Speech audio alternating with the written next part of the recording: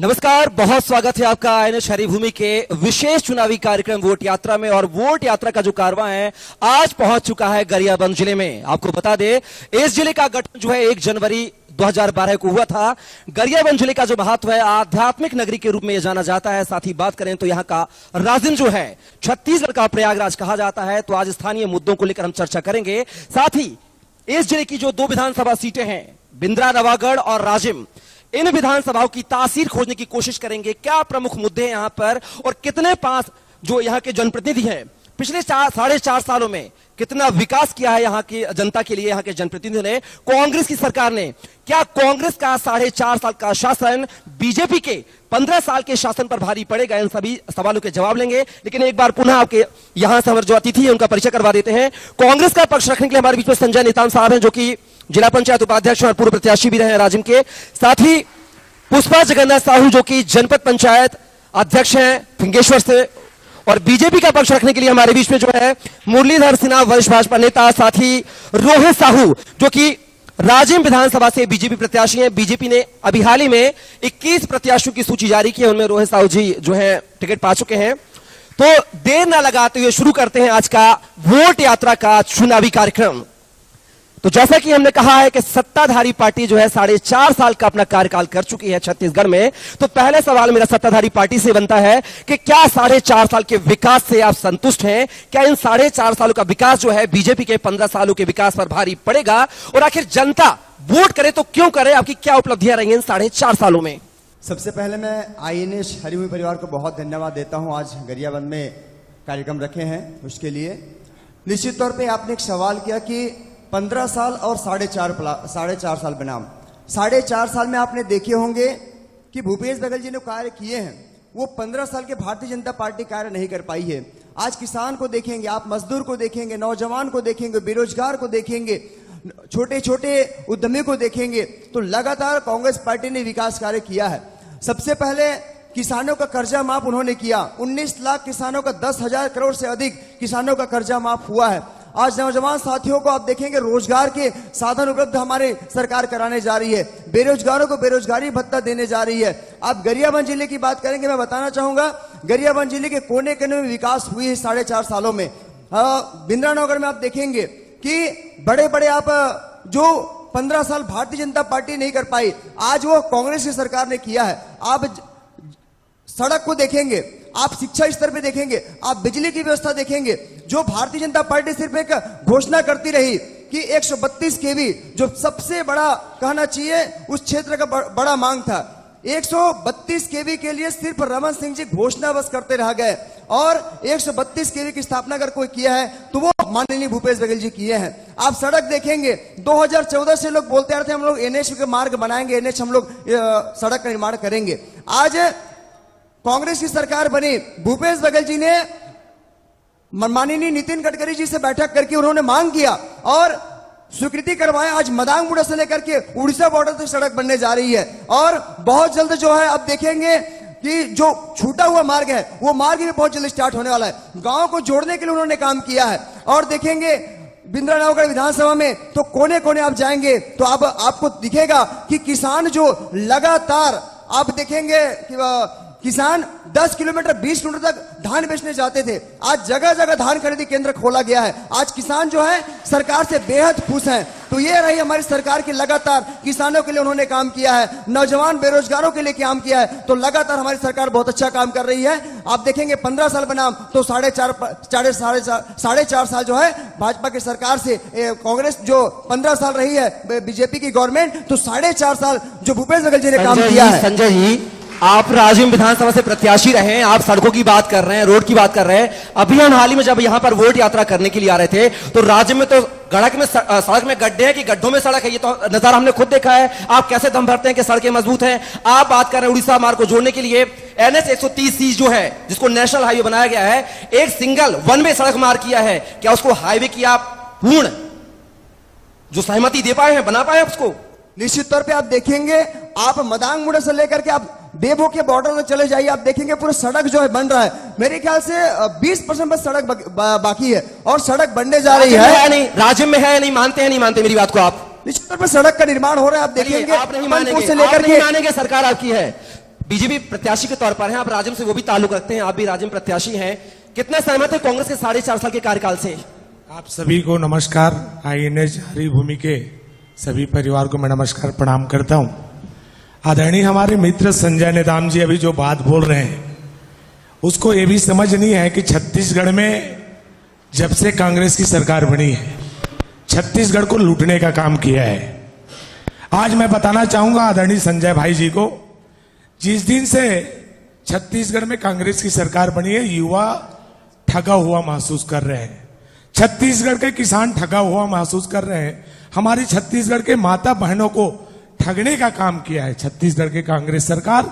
मैं बताना चाहूंगा 2018 की चुनावी घोषणा पत्र जब जारी किए, गंगा एक हाथ में गंगा जल लेके कसम खाए थे छत्तीसगढ़ में जैसे ही कांग्रेस की सरकार बनेगी छत्तीसगढ़ में पूरे दारू की भट्टी बंद हो जाएगी। मैं पूछना चाहूंगा संजय नेताम जी से कि छत्तीसगढ़ में कहां कहां आप दारू की भट्टी बंद किए, इसको आप पहले बताएं। रही सवाल किसानों की धान की बात की बता रहे हैं, किसानों को दबाव बनाकर मिट्टी और रेत डाल करके किसानों को ठगने का काम किया है कांग्रेस की सरकार। हमेशा जो इस क्षेत्र की जो जनता है उसके भोले भाले जनता को लूटने का काम किया है। मैं बताना चाहूंगा रही सवाल हमारे छत्तीसगढ़ की जनता युवा बेरोजगार हमारे बुजुर्ग माता जो पिता है 60 साल की उम्र बुजुर्ग जो है उसको बोले थे कि 1000 रुपया प्रति माह हम उसको पेंशन देंगे। मैं पूछना चाहूंगा संजय नेताम जी से, कांग्रेस पार्टी के हमारे नेताओं से, किस हमारे बुजुर्गों को अभी तक 1000 रुपये पेंशन जारी किया है? मैं पूछना चाहूंगा। एक चीज और है, हमारी रही सवाल क्षेत्र की जनता की, किसानों की बात तो मैं बता दिया, कि महिलाओं की बात बता दे। हमारी माता बहनें जो बिहान योजना से जुड़ी थी, जो हमारी माता बहनों को रोजगार हमारे भारतीय जनता पार्टी की सरकार में जो मिल रहा था, रेडी टू ईट या बहुत सारी योजनाएं जो संचालित कर रहे थे, जब से कांग्रेस की सरकार आई है छत्तीसगढ़ में हमारी बहनों को भी कार्य योजना बंद पड़ा हुआ है। रोहित जी, आप बोल रहे हैं कि कांग्रेस ने ठगने का काम किया है जनता को, लेकिन कांग्रेस ही बोलते हैं कि बीजेपी ने जनता को ठगा है इसलिए 15 साल उखाड़ के फेंक दिया शासनकाल को। तो आखिर ठगा किसने है जनता को, ये कैसे क्लियर होगा? ये तो क्लियर है, पूरे लोगों के एक जुबान में मिलेगा आपको। आप जिस गांव में जाएंगे वहां यही बोलेंगे कि कांग्रेस सरकार झूठ बोलने का काम किया है। बड़ा सपना दिखाते हैं, सपना दिखाने के बाद ठगने का काम पूरे छत्तीसगढ़ को ठगा है और आपको ये देखने को भी मिलेगा, सुनने को भी मिलेगा। छत्तीसगढ़ को ठगा है कांग्रेस ने, धोखा किया, छलावा किया है। कितनी सहमत हैं आप? ये सारी जनता जानते हैं कि छत्तीसगढ़ को किसने ठगा 15 साल तक, हम सब जानते हैं, क्योंकि हमारे भूपेश बघेल जी ने जो युवाओं के लिए किया, जो किसानों के लिए किया, जो महिलाओं के लिए किया, ये सबके सामने है। और हम सब देख रहे हैं कि 71 सीट हमारे कांग्रेस पार्टी के हैं और जनता को भरोसा है हमारे भूपेश बघेल पर। और अभी किसानों का नवंबर महीना से 20 क्विंटल के धान खरीदी की शुरुआत हो जाएगी। वो कौन कर सकता है? हमारे भूपेश बघेल जी कर सकते हैं। 15 साल तक इनके राज था, 15 साल तक रमन सिंह जी बैठे थे, क्यों नहीं किए उन्होंने? किसानों को 20 क्विंटल क्यों उनके धान को नहीं खरीदे? और आज केंद्रीय मंत्री आते हैं लोगों के बीच में, केंद्रीय मंत्री आते हैं तो लोगों को लगता है कि हमें कुछ सौगात दे के जाएंगे, लेकिन जब यहाँ केंद्र के यहाँ मंत्री लोग जब आते हैं तो केवल पद यात्रा करके चले जाते हैं और हमारी जनता के पैसे, शासन प्रशासन के पैसे केवल भोग विलास में उसको उड़ा के चले जाते हैं, अपने बड़े बड़े कार्यक्रम दे के जाते हैं, कोई 1 रुपए का सौगात दे के नहीं जाते। और हम सब जानते हैं, हम जनप्रतिनिधि के लिए भी हमारे भूपेश बघेल ने, क्योंकि मैं बीजेपी वालों को बोलना चाहती हूँ, ये लोग एक बात का रट लगाए रहते हैं कि गंगा जल का पकड़ के कसम खाए। गंगा जल पकड़ के कसम किस मुद्दे पे खाए, मैं आप लोगों को बताना चाहूंगी। कर्जा माफी के लिए गंगा जल का कसम खाए थे और 2 घंटा के अंदर ही कर्जा माफी किया गया था। जो हमारे भूपेश बघेल ने 36 वादे किए थे, 36 में से 34 वादे पूरा हो चुका है और आज तक किसी सरकार ने इतने वादे को कभी पूरा नहीं किया। जो 15 साल का सरकार था उन्होंने पूरा नहीं किया, 15 साल में नहीं किया, जो 4 साल में, 4.5 साल में करके दिखा दिया। और हमारी महिलाओं के लिए, महिलाओं की बात कर दें, हमारी महिलाओं के लिए आज गौठान में आप देखेंगे उनको आर्थिक आय का साधन बना दिया गया है, जो गौठान समिति बनाया गया है जिसमें महिलाओं को रोजगार दिया गया है। मैं आपको बताना चाहूंगी, जहां हमारे बीजेपी सरकार ने शिक्षा के क्षेत्र में 300 से भी ज्यादा स्कूलों को बंद कर दिया गया था। देखिए मैडम। आदिवासी क्षेत्र में जहाँ पे अधिक अभी बहुत से स्कूलों को शुरुआत किए हैं, प्रारंभ कर दिए हैं, और हमारे शिक्षा के क्षेत्र में आत्मानंद अंग्रेजी माध्यम स्कूल खुलवाए हैं बेरोजगारों के लिए। मैडम, बेरोजगारी भत्ता 500 का वादा किया था मैडम। रमन सिंह जी ने, 500 रुपए के 5 रुपए नहीं दिया। हमारी मैडम, हमारी आपने भी तो सरकार ने चुनावी साल में 2500 दिया है, 2500 रुपए आपने भी बेरोजगारी चुनावी भत्ता साल दिया में है। दिया है। चुनावी साल में आपने 4.5 साल तो याद रखा नहीं बेरोजगारों को, चुनाव आते ही आपने भुगतान माननीय, किया है। मैं बहन जी से पूछना चाहूंगा जी। गंगा जल किस किस काम के लिए लेके कसम खाए थे और किस किस घोषणा पत्र के लिए गंगा कसम जल- नहीं खाए हैं, गंगा इसको जल भी के- थोड़ा बता दे। शराबबंदी को मतलब लेकर एक कामों के लिए कर्जमाफी के लिए खाए थे आप, एक वीडियो दिखा दीजिए गंगा कि जल सभी की बात घोषणा कर रहे के लिए हैं, थे। ये बता दे केवल कर्जमाफी 36 के वादे लिए गंगा 36 जल का घोषणा कसम पत्र खाए किए थे, किसमें चलिए। हम गंगा जल लिए हैं, चलिए, किसमें चलिए। हम गंगा जल नहीं लिए हैं, मुरली इसको भी कुछ बता कहना दे। चाहते हैं सर, क्या क्या सबूत लेकर आए हैं आप, क्या दिखाना चाहते हैं? सबसे पहले तो आईएनएच द्वारा वोट यात्रा का मैं इस सब आए हुए लोगों को अभिनंदन करता हूं, प्रणाम करता हूं। निश्चित ही आप लोग अभी भारतीय जनता पार्टी 15 साल सरकार बोल रहे थे। 15 साल सरकार, अभी तो भूपेश बघेल की 4.5 साल की सरकार डोल रहा है। हम 15 साल रहे हैं, कोई 15 साल जनमत ऐसे ही नहीं दे देता। एक पंच को जीतने के बाद दूसरे बार जीतने की गारंटी नहीं रहता। 3 बार छत्तीसगढ़ की जनता ने जनमत दिया, कोई छोटा मोटा बात है? और रही बात, चलो जनमत आपको मिल गया, ठग के ले आए।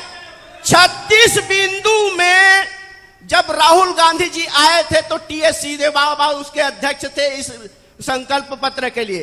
तो वहां रायपुर के स्टेडियम में बोले थे कि ये शराबबंदी करेंगे, 1,000 रुपया पेंशन देंगे, ये कर देंगे, वो कर देंगे। मैं उतना दूर नहीं जाना चाहता। ये लोग ठगे हैं, ऐसा कोई सगा नहीं जिसको भूपेश सरकार ने ठगा नहीं है। 500 और इसके जवाब पेंशन की आने शुरुआत वाले हो चुनाव। चुकी है, बहन जी, मैं पेंशन बीच में आना नहीं चालू बोला हो था गया ना, मैं बोलूंगा। सुन लीजिए, मैं सुन लीजिए। बीच में बोला वो नहीं आपके हूं ना, बीच में नहीं बोले बोलूंगा। थे, आप आपको कृपया मिलेगा। शांत रहिए। और मैं सबसे शांति चाहता हूं, मैं किसी के बीच में बोलता भी नहीं ना, मेरा आदत भी नहीं है। तो ये लोग कांग्रेस और अंग्रेज, कांग्रेस को किसने बनाया? एक अंग्रेज ने। और अंग्रेज की पॉलिसी क्या रही है? फूट डालो और राज करो। और एक कांग्रेस की राजनीति क्या है? लूट डालो, राज करो। ये है। ऐसा मेरे को बता दीजिए, गरियाबंद जिला में 5 साल में कांग्रेस की सरकार ने ऐसे कोई उपलब्धि बताया तो मेरे को बताइए। गरियाबंद हम 15 साल में ग्राम पंचायत था, उसको हमने नगर पालिका, नगर पंचायत बना दिए, जिला बना दिए। ये हमारी उपलब्धि है। और मेरे बातों से इतना चुभ रहा है, देख लो, प्रमाण है। मुरलीधर जी, आपसे मेरा एक सवाल है। जब आप कह रहे हैं कि ऐसा कोई बचा नहीं जिसको कांग्रेस ने ठगा नहीं, आपने जनता के मुद्दों पे बात की, सब बातें की हैं, तो 2018 के चुनाव में 15 सीटों पर कैसे सिमट गए आप? ये मुद्दा बताइए आप। मैं उसका भी जवाब दे रहा हूं। जनमत का सबको सम्मान करना चाहिए। सरकार कोई स्थायित्व नहीं है। जरूर हमने कहीं पे चूक हुई होगी तो हम सरकार खोए हैं। इसके मतलब हम ये नहीं है कि हम सब कुछ खो दिए। इस 4.5 साल में जो दुर्दशा छत्तीसगढ़ के करी है और इस गरियाबंद जिला का दुर्दशा हुआ है 15 साल में, और जो तो क्या बीजेपी ने वो गलतियों पे सुधार कर लिया इन 4.5 सालों में? जो गलतियां हुई थी जिसकी वजह से सरकार गई है, उन पे सुधार हो गया है? आप रिजल्ट को देखना महोदय। हमारे सरकार बनेगी 2023 में, चलिए आप देख लेना। चलिए, सरकार बनेगी 2023 में, बीजेपी उत्साहित है। कांग्रेस से मेरा सवाल है, मैं सिन्हा जी के सवालों का जवाब देना चाहूंगा। सर कम शब्दों में, और भी उन्होंने मुद्दे हैं हमारे कहा पास। कि 15 साल ऐसे ही नहीं रहा भारतीय जनता पार्टी की सरकार। मैं कहना चाहता हूं इन 15 साल में इनकी क्या क्या उपलब्धि रही है। 15 साल में आप देखेंगे आंख फोड़वा कांड, आप 15 साल की उपलब्धि देखेंगे नान घोटाला, आप 15 साल की उपलब्धि देखेंगे गर्भाशय कांड, आप 15 साल की उपलब्धि देखेंगे झलिया मारी कांड, आप 15 साल की उपलब्धि देंगे पनामा पेपर लीक कांड, आप 15 साल की उपलब्धि देखेंगे इंदिरा प्रियदर्शनी बैंक घोटाला। इन्होंने ऐसा घोटाला गिनाएंगे तो शाम हो जाएगा, ऐसे ऐसे घोटाला किए हैं। इसलिए 2018 के चुनाव में जनता ने इसे सिर्फ 15 सीट पे सिमटा दिया है। अब तो हम नारा दिए हैं अब की बार 75 पार, और निश्चित है भूपेश बघेल की सरकार के नेतृत्व में हम इस बार अब की बार 75 पार की नारा के साथ चले हैं और 75 सीटों से हम लोग प्रचंड बहुमत से सरकार बनाने वाले हैं। चलिए, मेरा कांग्रेस से सवाल है, कांग्रेस के नेताओं से सवाल है। भोग ब्लॉक के सुपेबेड़ा में दूषित पानी पी के, फ्लोराइड पानी पी के अब तक 130 लोग जो है मौत के गाल में समा गए हैं। वहां के लोगों की किडनी खराब हो रही है। क्या किया आपकी सरकार ने 4.5 सालों में? निश्चित तौर पे आपने बहुत अच्छा सवाल किया है, बहुत अच्छा सवाल है। ये सुपेबेड़ा किडनी कांड आप देखेंगे भारतीय जनता पार्टी की देन है। आप देखेंगे अधिकांश जो मौतें हैं सुपेबेड़ा में, वो अधिकांश मौतें ये भारतीय जनता पार्टी के सरकार के कार्यकाल में हुआ है। हमारी सरकार ने वहां पे लोगों को अच्छे पानी, अच्छे स्वास्थ्य की व्यवस्था कराई है। प्राथमिक के लगातार हर सप्ताह जो वहां पे जाकर के इलाज हो रही है, पानी की अच्छा व्यवस्था करा रही है सरकार। डायलिसिस हो रही है सर, डायलिसिस हो रही है, डायलिसिस निश्चित तौर पे आप देखेंगे, मशीनें काम कर रही है आपकी। आप देखेंगे डायलिसिस की व्यवस्था की गई है और वहां पे जितने भी मरीज हैं उन सारे मरीजों को बराबर एम्बुलेंस भेज करके बाकायदा इलाज करवाई जा रही है। मैं आपकी याददाश्त तो दुरुस्त कर दूं। 2018 के विधानसभा चुनाव में भूपेश बघेल ने खुद यहां पर चुनावी वादा किया था कि जितने लोगों की मौत हुई है फ्लोराइड से, उनके परिवार को 1 करोड़ का मुआवजा, एक सदस्य को नौकरी दी जाएगी। क्या उस पर अमल किया आपने?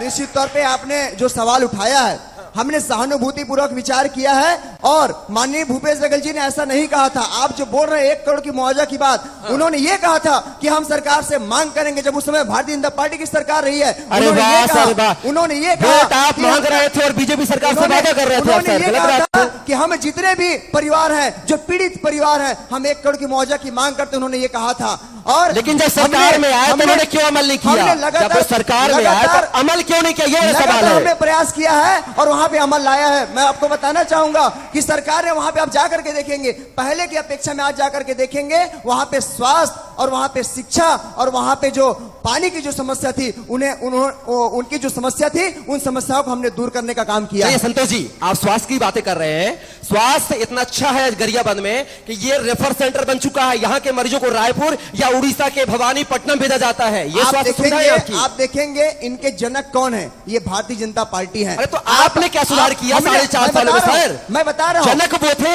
आपने क्या सुधार किया वो बता दीजिए। आप देखेंगे जब से भारतीय जनता पार्टी की सरकार खसक गई है, इनकी जमीन खिसक गई है, तो उलूल जुल बातें करने लगे हैं। जब से हमारी सरकार बनी है, दूरस्थ अंचलों में आकर जाकर के देखेंगे, आज सीएचओ की व्यवस्था की गई है। प्राथमिक स्वास्थ्य केंद्र में जाकर के देखेंगे, वहां पे डॉक्टरों की व्यवस्था की गई है। आप दूरस्थ अंचल में जाकर के देखेंगे, स्टाफ नर्सों की व्यवस्था की गई है। इतनी व्यवस्था है तो रेफर सेंटर क्यों बना है गरियाबंद? ये सवाल, चलिए जवाब लेते हैं। इस पूरे स्वास्थ्य व्यवस्था की बदहाली की जिम्मेदार जो है वो बीजेपी सरकार रही है, ऐसा कहना है कांग्रेस प्रतिनिधि का। सहमत हैं आप? देखिए, कांग्रेस की नेताओं को झूठ बोलना बहुत अच्छा से आता है। आपने देखा है जिस दिन से छत्तीसगढ़ में कांग्रेस की सरकार बनी है, वो एक ही काम किया है, अपने कार्यकर्ताओं का पैसा पहुंचाने का काम किया है। चाहे छोटा कार्यकर्ता हो या बड़ा कार्यकर्ता हो, आपको देखना मिलेगा एक एक गांव में, जैसे अभी राजीव युवा मितान क्लब की गठन की है, जो छत्तीसगढ़ शासन योजना बनाता है वो सभी जनता के लिए होता है।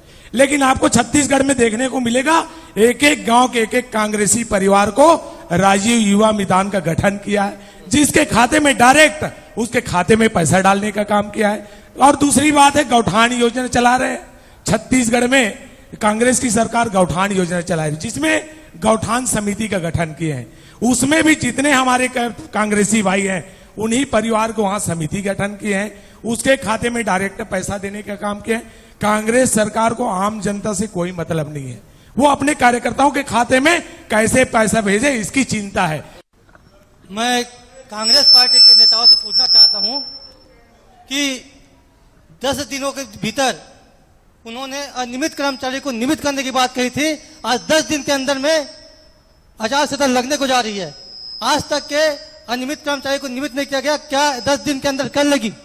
सीधा सवाल, 10 दिन में अनियमित कर्मचारियों को नियमित करने का बात कही थी आपने। क्या चुनावी साल आ चुका है, आचार संहिता लगने वाली है, क्या एक वचन पत्र देंगी, घोषणा पत्र में शामिल करेंगे उनको, या न्याय देंगी आप?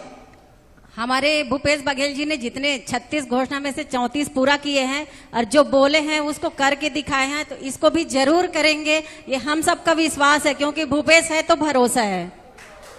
बिल्कुल, निश्चित तौर पर हमारा सर समय सीमा, फिर भी आपका सवाल ले लेते हैं, समय समाप्त हो रहा हमारा। जी सर, लास्ट अंतिम पड़ाव पर है हम, बताइए सर।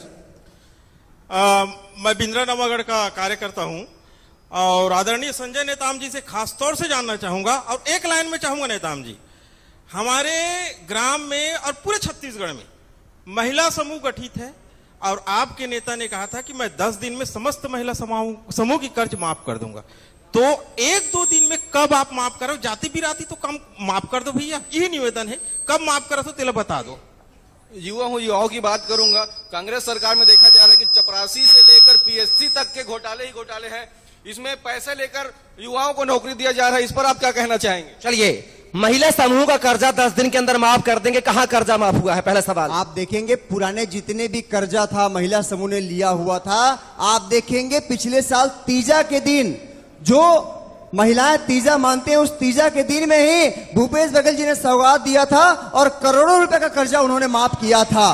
तो ये है, ऐसा नहीं है जो वादा हम करते हैं वो वादा हम निभाते हैं। किसी प्रकार के भूपेश बघेल जी ने वादा नहीं तोड़ा है और वादा निभाने का काम भूपेश बघेल जी ने किया है।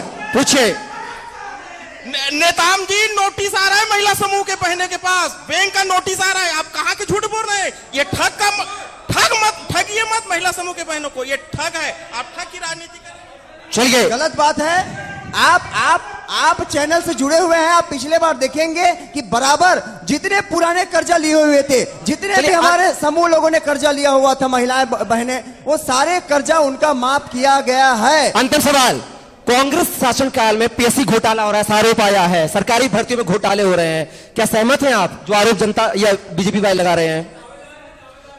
कांग्रेस के शासनकाल में भर्ती घोटाला हो रहा है, पीएससी घोटाला सामने आया है, क्या कहना चाहेंगे? ये बिल्कुल गलत है, क्योंकि हम लोग नहीं मानते, क्योंकि कोई भी कार्य कोई भी अधिकारी करते हैं उसको सत्ता के ऊपर डाल दिया जाता है। ये लोग अधिकारी के जो भी कार्य रहता है सत्ता के ऊपर डाल दिया जाता है, ये बिल्कुल सरासर गलत है। चलिए, एक सवाल और लेते हैं, अंतिम सवाल सर, अंतिम सवाल। सर, जैसे कि आपने गिरसूल का पानी की समस्या के लिए सवाल उठाया था, तो मैं बीजेपी के विधायक जी से भी सवाल पूछना चाहूंगा कि वो 15 साल से विधायक हैं, उसी गांव के आसपास के हैं, तो कर क्या रहे हैं? क्या टेबल ही बजाने के लिए विधानसभा गए हैं क्या? अपने 4 करोड़ का बजट दिया है, 4 करोड़ का क्या यूज कर रहे हैं वो? जवाब लेता हूं, एक सवाल और। मैं भारतीय जनता पार्टी के कार्यकर्ता हूं। मैं पूछना चाहता हूं, मातृशक्तियों का सम्मान करने के लिए छत्तीसगढ़ में जब भूपेश सरकार आई थी, उसने बोला था कि छत्तीसगढ़ में जब से पहले हमारी सरकार आ गई, माताओं को 1000 रुपए 60+ की पेंशन देंगे कहीं बोले थे। आज तक 60+, इसकी जाने की बारी आ गई है, भारतीय जनता कांग्रेस पार्टी की जाने की बारी आई है। अभी तक 1000 रुपए पेंशन का नहीं हुआ है, न 75+ का पेंशन 1500 देने का वादा किया था। मैं उस मातृशक्ति से पूछना चाहता हूँ, वो कब तक पूरा होगा? जाने की पारी आ रही है वो। अंतिम सवाल।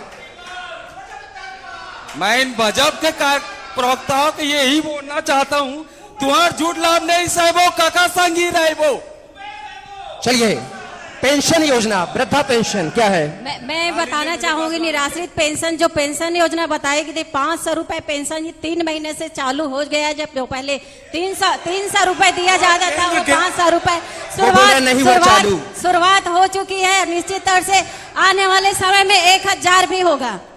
चलिए, बीजेपी जवाब, क्या उनका जवाब दीजिए। मैं आपको बताना चाहूंगा, गांव में जो नल जल की निर्माण जो हो रही है, ये हमारे माननीय नरेंद्र मोदी जी की देन है।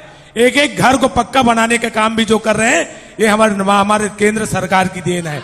आज हर गांव में जितने भी काम चल रहे हैं, वो पूरे हमारे भारतीय जनता पार्टी की केंद्र सरकार की योजना है। चलिए, आपको बताऊंगा, आज जो हमारा वोट यात्रा का जो कार्यक्रम था, उसको हम यहीं विराम देंगे। आपको बता दें, हमारे साथ जो अतिथि थे, संजय नेताम जी, पुष्पा जगन्नाथ जी, रोहित साहू जी, मुरलीधर जी, आप सभी चारों मेहमानों का बहुत बहुत स्वागत, जो आपने हमारे लिए इतना कीमती समय दिया, आपको बहुत धन्यवाद। तो ये था आज का हमारा आईएनएस हरिभूमि का वोट यात्रा कार्यक्रम, जहां पर हमने आज गरियाबंद जिले की तासीर और तस्वीर समझने की कोशिश की है। हालांकि जनता ने भी खुल के सवाल पूछे, लेकिन देखना होगा हमारे इस कार्यक्रम के जरिए जनता के मुद्दों पर कुछ योजनाएं लाएगी, बदल के रहेगी। चुनाव में यहाँ पर सरकार भाजपा सरकार, नतीजे बताएंगे। फिलहाल भाजपा सरकार।